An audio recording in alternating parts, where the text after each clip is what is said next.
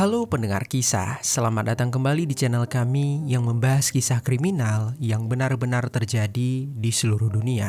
Kami berharap semoga kalian semua dalam keadaan sehat walafiat dan dijauhkan dari mara bahaya. Di dalam kisah kali ini, kami akan membahas sebuah kasus yang terjadi pada tahun 2022 di negara Filipina, di mana tepatnya pada tanggal 14 Juni tahun 2022, ketenangan warga kota Calbayog, Provinsi Samar, Filipina mendadak diguncang oleh sebuah penemuan yang sangat mengerikan. Dua jasad ditemukan di dua tempat berbeda, seorang pria dan seorang wanita. Keduanya mengalami luka tembak di bagian kepala. Namun yang lebih memilukan adalah sang wanita bukan hanya dieksekusi, tetapi juga menjadi korban tindakan tidak senonoh serta perampokan. Kedua korban itu kemudian dikenali dengan nama Rowan Jelin Lamparas, seorang guru muda berusia 23 tahun, dan kekasihnya yaitu Jed Andre Bestudio, seorang mahasiswa berusia 20 tahun.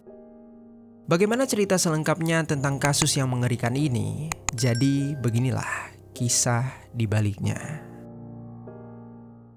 Rowan Jelin Lamparas lahir pada tanggal 20 Oktober 1998 di wilayah Barangay Gatgaran, Calbayog City.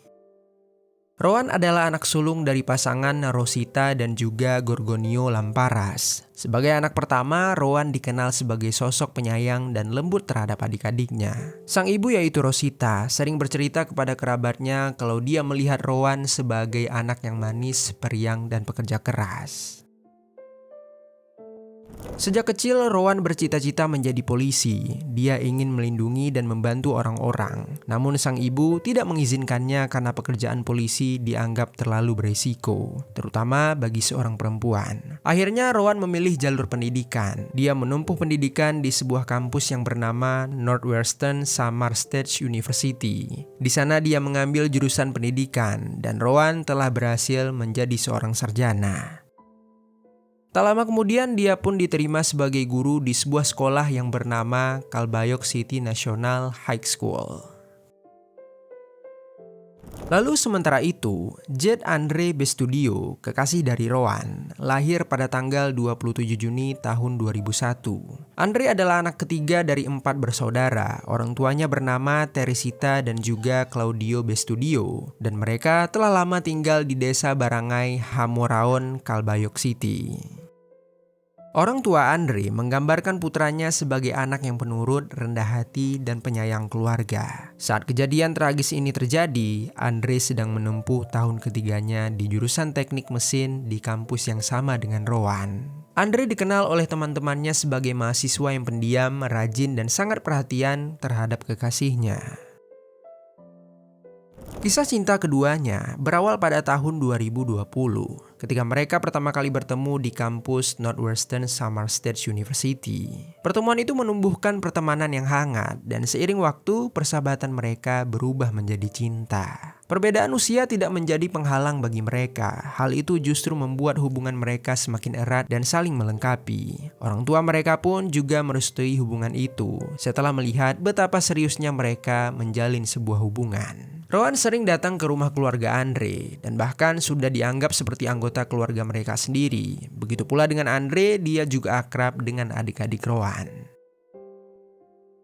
Selama 2 tahun menjalin hubungan, keduanya telah merencanakan banyak hal untuk masa depan. Menyelesaikan kuliah, menikah, membangun sebuah keluarga kecil, dan menjalani hidup yang sederhana bersama-sama. Namun semua rencana itu tidak pernah sempat terwujud. Tak ada yang menyangka bahwa kisah cinta mereka akan berakhir dengan tragedi yang begitu kelam. Singkat cerita, pada tanggal 13 Juni tahun 2022, tepatnya di pagi hari, keluarga Rowan menjalani rutinitas seperti biasanya. Tidak ada tanda-tanda bahwa hari itu akan membawa sebuah malapetaka. Rowan bangun menjelang siang karena dia kelelahan setelah malam sebelumnya dia begadang mempersiapkan materi pelajaran untuk murid-muridnya. Sang ibu yaitu Rosita sempat menyarankan Rowan agar dia beristirahat sehari saja di rumah. Tetapi Rowan tetap memilih berangkat untuk pergi mengajar. Dia bersiap mengenakan seragam lalu berpamitan dengan orang tuanya. Kemudian setelah selesai mengajar di sekolah, Rowan mengirim pesan kepada kekasihnya Andre. Dia meminta Andre untuk segera menjemputnya di sekolah. Sambil menunggu jemputan, Rowan terlebih dahulu berbincang bersama dengan rekan-rekan guru di sekolah itu. Akhirnya Andre pun tiba. Setelah berkemas, keduanya langsung mampir ke rumah keluarga Andre. Rowan bersikap sopan seperti biasanya, menyapa orang tua kekasihnya, lalu mereka berpamitan lagi ketika malam harinya. Malam itu Andre dan Rowan telah memiliki agenda untuk bertemu dengan teman-teman mereka untuk makan bersama sambil berbincang-bincang seperti biasanya. Lalu kemudian sekitar pukul 7 malam, Rowan masih sempat mengirimkan foto kepada ibunya. Dia memperlihatkan dirinya beserta Andre sedang bersama teman-temannya di sebuah restoran. Lalu di dalam pesannya dia juga menjelaskan kalau dia kemungkinan akan pulang agak larut malam. Orang tuanya pun mengizinkan dan memintanya agar hati-hati ketika pulang nanti. Namun sangat disayangkan, ketika malam semakin larut, Rowan ternyata tak kunjung pulang. Telepon yang semulanya tersambung mulai tidak bisa dihubungi. Pesan-pesan yang dikirimkan ibunya juga tak lagi dibaca. Sehingga kekhawatiran pun mulai tumbuh di dalam rumah keluarga Rowan. Ayahnya mencoba mencari tahu melalui rekan-rekan kerja Rowan. Dan dari keterangan mereka diketahuilah kalau pertemuan mereka di sebuah restoran di malam itu telah berakhir. Rowan dan Andre berpisah dengan teman-temannya tepat di depan Mercury Drugstore. Dan para temannya mengira kalau keduanya sudah tiba di rumah masing-masing.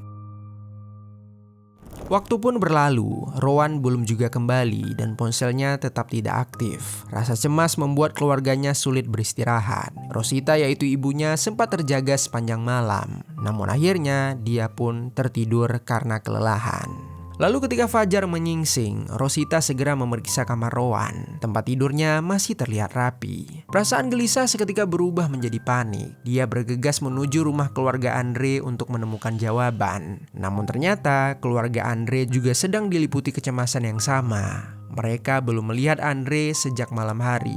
Dan keduanya sama-sama menghilang setelah terakhir terlihat bersama. Menyadari ada sesuatu hal yang janggal, kedua keluarga itu memutuskan untuk melapor ke kantor polisi Calbayog City. Mereka menyerahkan foto, deskripsi pakaian terakhir, dan juga menjelaskan lokasi terakhir di mana pasangan itu terlihat. Saat laporan diterima, mereka masih berpegang pada harapan kalau Rowan dan Andre mungkin saja hanya mengalami kerusakan kendaraan atau tersesat di suatu tempat. Namun beberapa jam kemudian, satu panggilan telepon dari pihak kepolisian seketika memecahkan harapan itu untuk selamanya.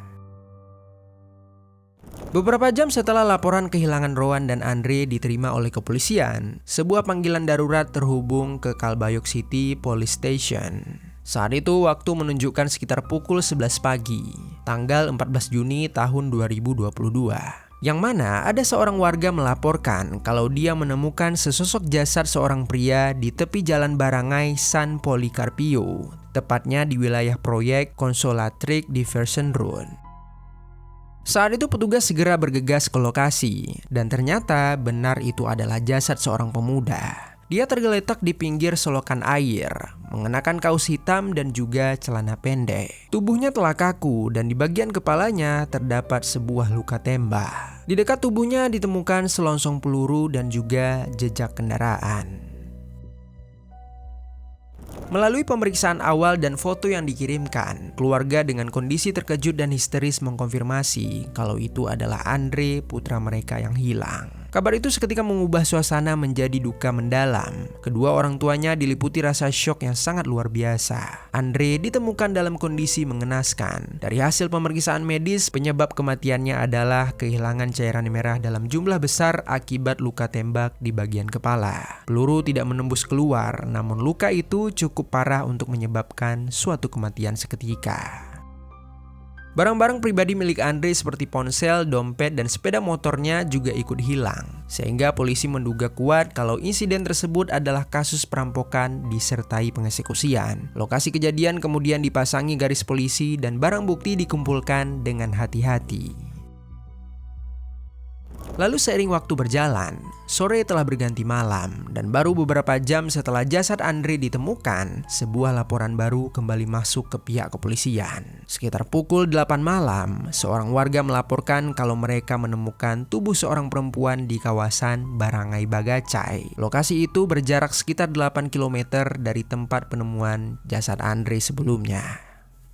Ketika tim polisi tiba di sana, mereka mengkonfirmasi kalau wanita tersebut telah meninggal dunia. Dia tergeletak di area semak-semak lebat yang jauh dari jalan raya. Tubuhnya ditemukan dalam keadaan tanpa busana dan di sekelilingnya terdapat serpihan pakaian yang berserakan. Lokasi itu sunyi dan gelap dengan hanya cahaya lampu kendaraan polisi yang menyoroti area. Di sekitaran tubuh korban, polisi menemukan seragam guru sekolah, sepatu, dan beberapa benda lainnya. Dan setelah diperiksa lebih dalam, keluarga akhirnya memastikan kalau dia adalah Rowan Jelin Lamparas, wanita yang hilang bersama korban sebelumnya. Kondisi tubuh Rowan saat itu ditemukan jauh lebih parah. Tubuhnya dipenuhi luka dan memar akibat hantaman suatu benda keras. Hasil otopsi menunjukkan kalau penyebab meninggalnya adalah pendarahan di dalam tengkorak akibat luka tembak di bagian kepala, serta juga cedera tumpul di beberapa bagian tubuh. Pemeriksaan forensik juga menemukan jejak cairan pria pada tubuh Rowan. Hal ini menguatkan dugaan kalau Rowan telah menjadi korban tindakan tidak senonoh sebelum dirinya dieksekusi. Dari lokasi kejadian, polisi mencatat kalau posisi tubuhnya serta kondisi sekeliling tempat mengindikasikan kalau pelaku sempat berusaha menutupi kejahatannya dengan cara menyeret tubuh korban ke semak-semak. Barang-barang pribadi milik Rowan seperti tas dan ponsel tidak ditemukan di lokasi. Polisi menyadari kalau hal ini sama dengan korban sebelumnya dan kemungkinan besar pelaku adalah orang yang sama. Kabar penemuan kedua jasad itu mengguncang seluruh kota Calbayog City. Keluarga kedua korban tidak kuasa menahan kesedihan. Mereka tiba di lokasi dengan air mata yang tak henti-hentinya mengalir, menyaksikan sendiri kenyataan pahit yang sebelumnya hanya mereka bayangkan di dalam doa. Suasana duka menyelimuti rumah keluarga kedua korban. Dua peti jenazah akhirnya dibawa pulang dan disemayamkan berdampingan. Satu untuk seorang guru muda yang dikenal ceria dan berdedikasi, dan satunya lagi untuk mahasiswa teknik yang bercita-cita menjadi seorang insinyur. Masyarakat setempat pun ikut merasakan kehilangan. Berita tentang pengeksekusian pasangan muda itu menyebar luas di media sosial dan juga portal berita lokal. Banyak warga yang menyatakan simpati sekaligus kemarahan terhadap pelaku yang telah menghancurkan dua kehidupan yang baru saja mulai meniti masa depan. Bagi keluarga tidak ada kata lain selain menuntut keadilan. Mereka berjanji untuk tidak berhenti mencari kebenaran sampai para pelaku ditangkap dan dihukum seadil-adilnya.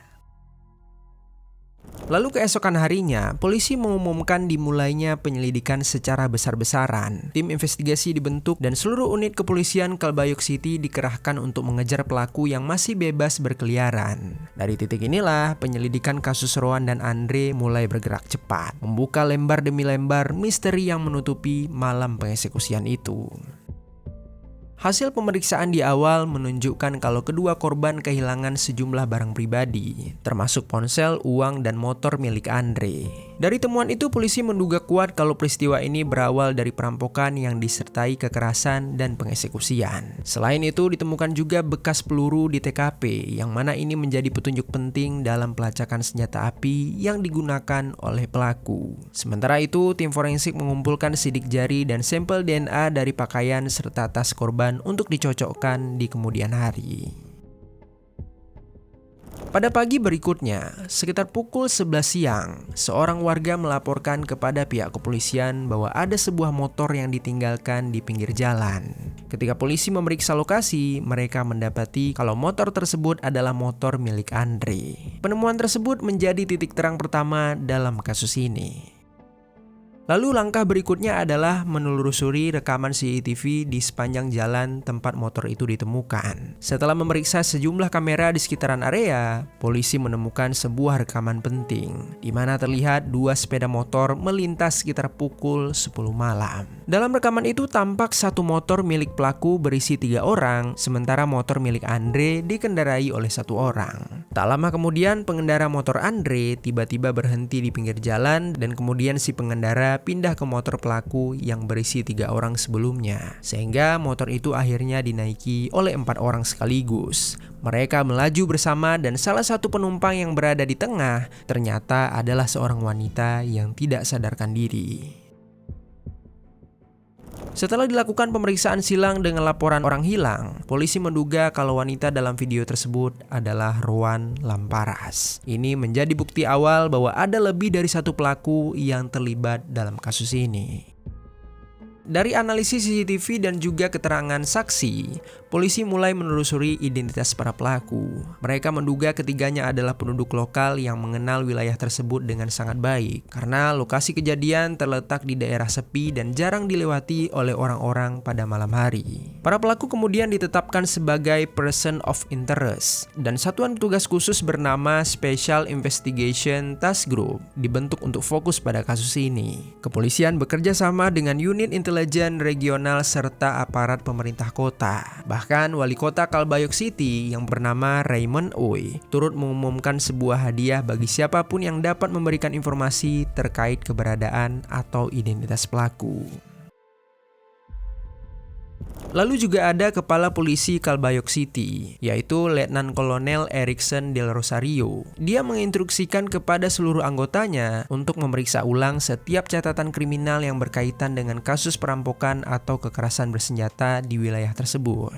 Dia meyakini kalau para pelaku bukanlah orang baru dalam dunia kejahatan. Instruksi ini membuahkan hasil. Dari pencocokan data, mereka menemukan kalau ada 3 orang yang cocok dengan deskripsi saksi dan juga hasil penyelidikan. 2 dari 3 orang tersebut ternyata memiliki riwayat kriminal dan sudah ada surat perintah penangkapan yang telah lama belum ditindaklanjuti, khususnya terkait kasus pencurian dan juga perampokan. Kemudian singkat cerita, pada tanggal 16 Juni tahun 2022 atau 2 hari setelah penemuan jasad korban, tim gabungan kepolisian berhasil menangkap salah satu dari 3 orang yang dicurigai. Dia adalah seorang pria bernama Jericho Pajardo atau yang lebih dikenal dengan julukan Cokoy.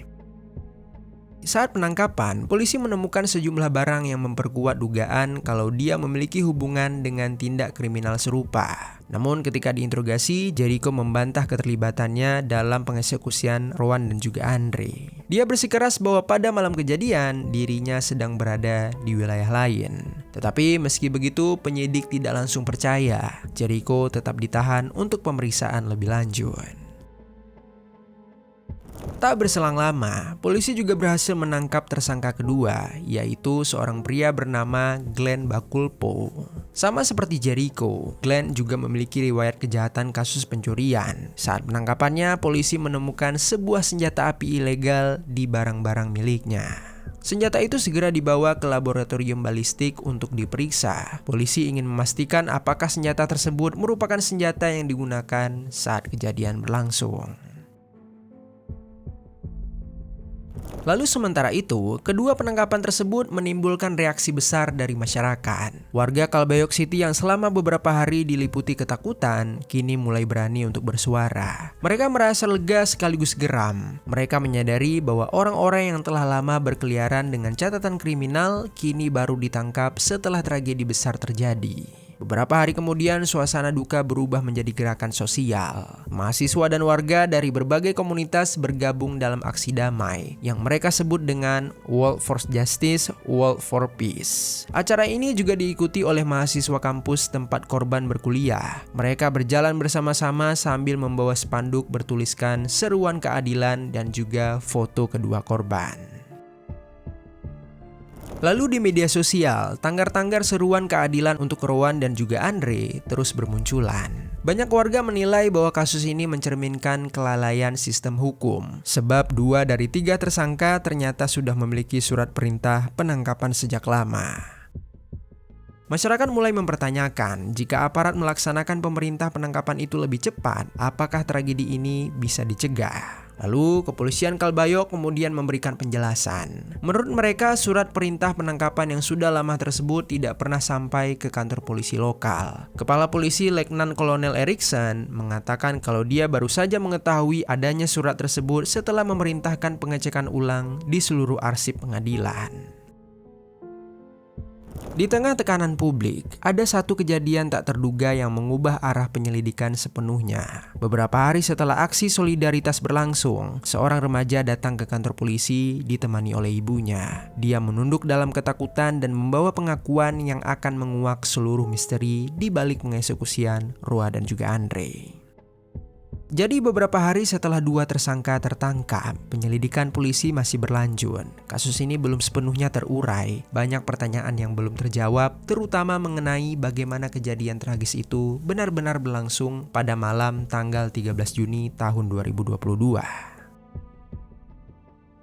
Dan pada tanggal 19 Juni 2022, sebuah titik balik besar terjadi. Sekitar pukul 12.30 tengah malam, seorang remaja laki-laki berusia 15 tahun datang ke kantor polisi bersama ibunya. Dengan kepala tertunduk dan suara gemetar, dia juga mengakui bahwa dia juga terlibat di dalam kasus ini.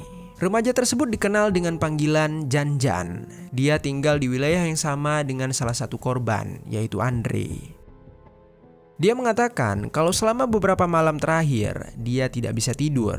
Rasa takut dan penyesalan menghantui pikirannya, terlebih setelah dia mendengar berita kalau dua temannya sudah tertangkap. Kedatangannya itu membawa perubahan besar. Keterangan yang diberikan Janjan menjadi kunci untuk mengungkapkan urutan kejadian sebenarnya serta peran masing-masing pelaku. Menurut pengakuan Janjan, pada malam tanggal 13 Juni tersebut, dia sedang bersama dengan Jericho dan juga Glenn. Saat itu mereka bertiga sedang mengendarai motor di sepanjang jalan Diversion Road di Calbayog City. Di tengah perjalanan, mereka melihat sepasang kekasih sedang berhenti di pinggir jalan dan duduk di atas motor. Entah apa yang dilakukan oleh pasangan itu di sana, entah ada kendala dari motor mereka, entah memang mereka sedang berhenti saja untuk berbincang. Dan pasangan itu adalah Rowan dan juga Andre.